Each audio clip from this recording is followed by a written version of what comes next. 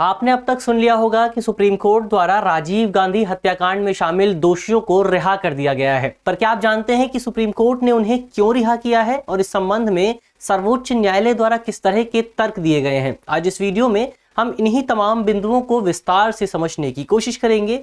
मेरा नाम है अक्षय और आपका स्वागत है दृष्टि IAS की इस नई वीडियो में। वीडियो शुरू करते हैं। सबसे पहले वीडियो की रूपरेखा को समझ लेते हैं, यानी उन बिंदुओं की बात कर लेते हैं जिनके माध्यम से हम अपनी चर्चा को आगे बढ़ाएंगे। तो वीडियो में सबसे पहले हम न्यूज यानी खबर पर बात करेंगे। इसके बाद इस पूरे विवाद की पृष्ठभूमि को समझने की कोशिश करेंगे और साथ ही ये भी जानेंगे कि आखिर ये पूरा विवाद कानूनी विवाद किस तरह से बन गया। इसके अलावा इस संबंध में कोर्ट ने रिहाई के लिए किस तरह के तर्क दिए हैं, इस संबंध में अनुच्छेद 142 की क्या भूमिका है उस पर भी बात करेंगे। अंत में आगे की राह पर बात करेंगे और एक प्रश्न पर भी चर्चा करेंगे। प्रश्न मेंस का है और आप 250 शब्दों में इसे लिखने की कोशिश कर सकते हैं। आज का जो पूरा वीडियो है वो सामान्य अध्ययन प्रश्न पत्र 2 से संबंधित है और आप इसे भारतीय राज्य व्यवस्था और भारतीय संविधान जैसे खंडों से जोड़कर देख सकते हैं। चलिए वीडियो शुरू करते हैं और सबसे पहले आज की हमारी खबर देख लेते हैं। आज की हमारी जो न्यूज है वो इंडियन एक्सप्रेस के एक्सप्लेन्ड सेक्शन से है। हमारी खबर है the Rajiv Gandhi assassination case and why supreme court has freed all the convicts. यानी स्पष्ट तौर पर इस खबर में इस विषय को लेकर बात की गई है कि जो राजीव गांधी हत्याकांड था ये इसकी पूरी पृष्ठभूमि पर बात की गई है और साथ ही सर्वोच्च न्यायालय ने इस पूरे हत्याकांड में शामिल तमाम दोषियों को रिहा क्यों कर दिया है, मुक्त क्यों कर दिया है, छोड़ क्यों दिया है, इसको भी समझने की कोशिश की गई है। चलिए आगे बढ़ते हैं और आगे बढ़ने से पहले आपके लिए खबर भी है। हम जानते हैं कि दृष्टि संस्थान द्वारा देश भर के हिंदी माध्यम के जो भी मेधावी छात्र हैं उन छात्रों के लिए एक योजना शुरू की गई है। योजना का नाम है अस्मिता छात्रवृत्ति योजना। इस योजना के तहत मुख्य तौर पर देश भर के 50 ऐसे छात्रों का चयन किया जाएगा जिन्होंने कम से कम एक बार IAS या फिर PCS की प्रीलिम्स परीक्षा को पास किया है। और यदि आपका चयन इस पूरे प्रोग्राम के तहत हो जाता है तो आपको तकरीबन 2 वर्ष तक दिल्ली में रहने और यहाँ पर पढ़ने की एकदम निःशुल्क सुविधा प्रदान की जाएगी। तो आप इस पूरे प्रोग्राम में अपने आप को रजिस्टर कर सकते हैं और यदि आप इस प्रोग्राम से संबंधित और ज्यादा जानकारी चाहते हैं तो आप हमारे नंबर पर भी हमसे संपर्क कर सकते हैं। तो ये तो ही आपके काम की बात। अब आगे बढ़ते हैं और इस पूरे विवाद की पृष्ठभूमि को समझ लेते हैं। तो हम सभी जानते हैं कि राजीव गांधी की जो हत्या हुई थी वो 21 मई 1991 को तमिलनाडु के श्री पेरबंदूर में की गई थी। लेकिन यहाँ सबसे विशेष बात यह है कि उनकी हत्या की जो कहानी, जो साजिश रची गई, जो पूरी पृष्ठभूमि बनाई गई, वो पूरी कहानी बनाई गई अक्टूबर 1990 में श्रीलंका के जाफना क्षेत्र में। ये कैसे हुआ? तो इसके लिए आपको ये समझना होगा कि दरअसल 1980 का जो दौर था उस दौर में श्रीलंका में एक सिविल वॉर की शुरुआत हुई थी, गृह युद्ध की शुरुआत हुई थी। इस पूरे गृह युद्ध के दौरान श्रीलंका में मुख्य तौर पर 2 पक्ष शामिल थे। पहला पक्ष था अल्पसंख्यक तमिल लोग और दूसरी ओर थी श्रीलंका की सरकार। श्रीलंका की सरकार क्यों? क्योंकि उस समय श्रीलंका की सरकार में मुख्य तौर पर बहुसंख्यक सिनेला लोग ही शामिल थे।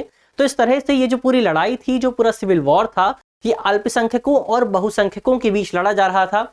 इस पूरे युद्ध के दौरान कई लोगों को अपनी जान गंवानी पड़ी और इसी पूरी पृष्ठभूमि को देखते हुए साल 1987 में भारत और श्रीलंका के बीच एक समझौता किया गया और इसी समझौते के हिस्से के तौर पर भारत सरकार द्वारा श्रीलंका में एक शांति मिशन भेजा गया। ये शांति मिशन मुख्य तौर पर एक सैन्य मिशन था। हालांकि जो तमिल लोग थे, भारत के जो तमिल लोग थे और श्रीलंकाई जो तमिल लोग थे, उन लोगों द्वारा भारत सरकार के इस कदम का बहुत ज्यादा विरोध किया गया और खासतौर पर लिट्टे द्वारा इस पूरे कदम का बहुत ज्यादा विरोध किया गया। लिट्टे कौन था? तो ये वो संगठन था जो श्रीलंका में तमिल लोगों का प्रतिनिधित्व कर रहा था और उनके लिए सशस्त्र लड़ाई लड़ रहा था। इसके बाद जब ये पूरा विरोध हुआ, इस पूरे विरोध के बीच साल 1989 में भारत में सत्ता परिवर्तन होता है और इस सत्ता परिवर्तन के बाद भारत में एक नई सरकार बनती है और ये नई सरकार साल 1990 में एक बड़ा निर्णय लेती है और इस निर्णय के तहत श्रीलंका में जो शांति मिशन भेजा गया था उस मिशन को वापस भारत में बुला लिया जाता है।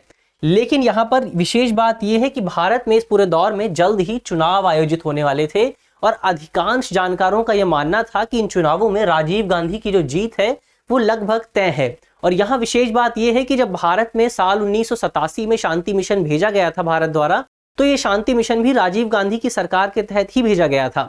ऐसे में राजीव गांधी दोबारा सत्ता में आने वाले थे और उन्होंने अपने चुनावी अभियानों के दौरान ये घोषणा कर दी थी कि यदि वो सत्ता में आते हैं तो वो अपने इन शांति मिशनों को वापस श्रीलंका में भेजेंगे। ऐसे में जब वो शांति मिशनों को वापस श्रीलंका में भेजने वाले थे तो श्रीलंका के जो तमिल लोग थे और खासतौर पर जो लिट्टे संगठन था उसमें एक डर मौजूद था। डर ये था कि यदि भारत की सेना श्रीलंका की जमीन पर आती है और श्रीलंकाई सरकार की मदद करती है तो इसकी वजह से जो तमिल लोगों का काम है, जो उनका संघर्ष है, वो संघर्ष कमजोर हो जाएगा और उन्हें हार का सामना करना पड़ सकता है। और इसी पूरी स्थिति को देखते हुए राजीव गांधी की हत्या की साजिश रची गई। उनकी हत्या बहुत आसान भी थी क्योंकि उस वक्त वो प्रधानमंत्री नहीं थे, वो केवल विपक्ष के नेता थे, नेता विपक्ष थे, लीडर ऑफ अपोजिशन थे। इसके अलावा उस समय तक ये भी विशेष बात थी कि जो पूर्व प्रधानमंत्री हुआ करते थे उन्हें कोई विशेष सुरक्षा नहीं दी जाती थी। तो ऐसे में राजीव गांधी के पास कोई विशेष सुरक्षा भी मौजूद नहीं थी और उन्हीं की हत्या के बाद ये नया प्रचलन है कि जो भी पूर्व प्रधानमंत्री होते हैं उन्हें भी सिक्योरिटी दी जाती है, उन्हें भी सरकार द्वारा सुरक्षा दी जाती है।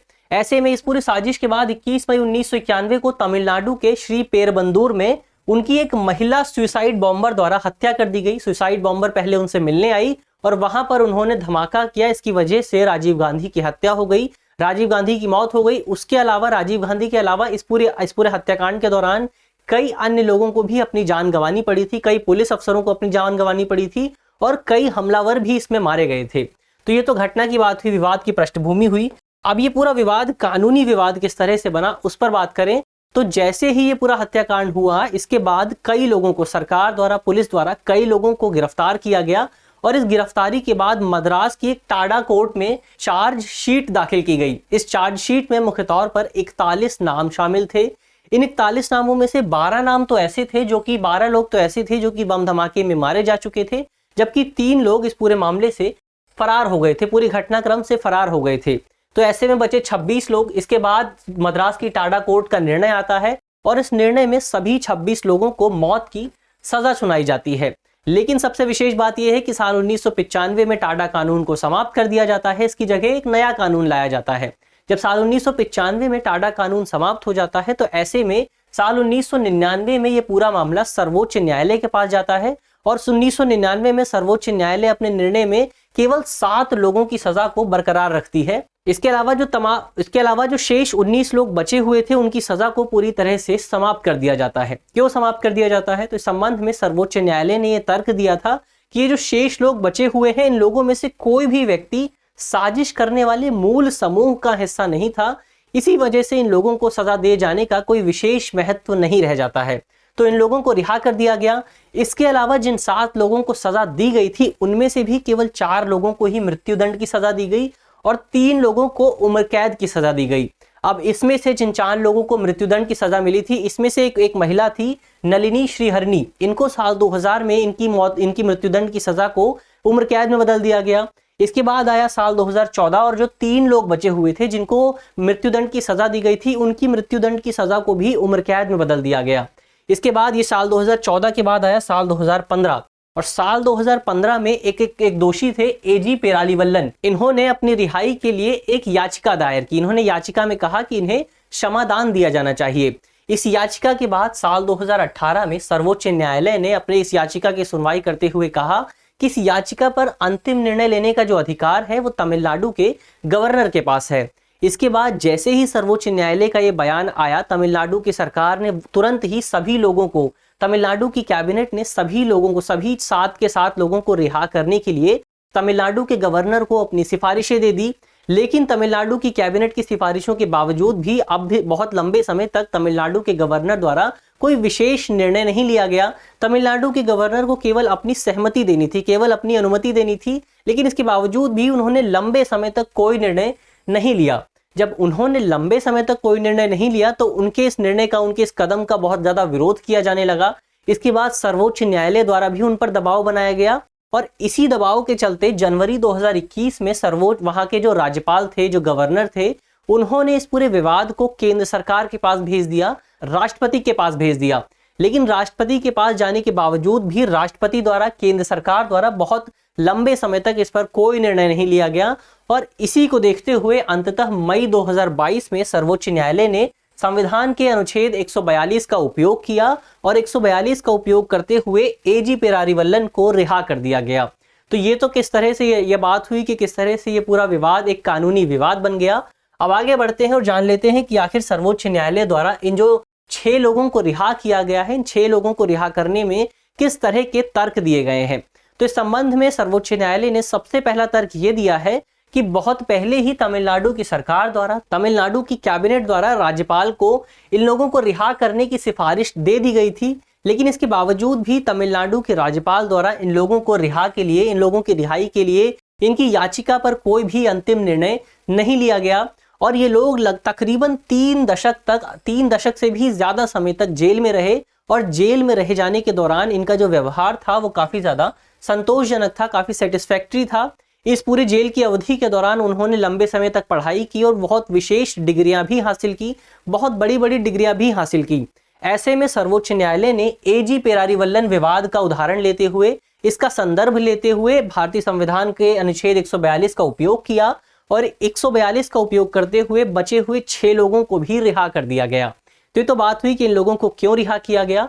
अब यहाँ सवाल उठता है कि हम बहुत लंबे समय से अनुच्छेद 142 की बात कर रहे हैं, तो आखिर भारतीय संविधान के अनुच्छेद 142 में कहा क्या गया है। भारतीय संविधान के अनुच्छेद 142 की बात करें तो ये अनुच्छेद भारत के सर्वोच्च न्यायालय को कुछ विशेष, कुछ एक्स्ट्रा ऑर्डिनरी और कुछ विवेकाधीन शक्तियां प्रदान करता है। इन शक्तियों के तहत यदि सर्वोच्च न्यायालय चाहे तो किसी भी मामले में, यदि उसके पास जो भी मामला मौजूद है उस मामले में संपूर्ण न्याय देने के लिए, कंप्लीट जस्टिस देने के लिए कोई भी आदेश जारी कर सकता है। यानी सर्वोच्च न्यायालय को कंप्लीट जस्टिस देने के लिए किसी भी तरह का ऑर्डर जारी करने की शक्ति प्रदान की गई है। अब जब भारतीय संविधान लागू हुआ था, जब अनुच्छेद 142 को लागू किया गया था, तो इस पूरे अनुच्छेद का सर्वोच्च न्यायालय द्वारा व्यापक स्तर पर उपयोग किया गया था और आम लोगों को बहुत ज्यादा न्याय प्रदान करने की कोशिश की गई थी।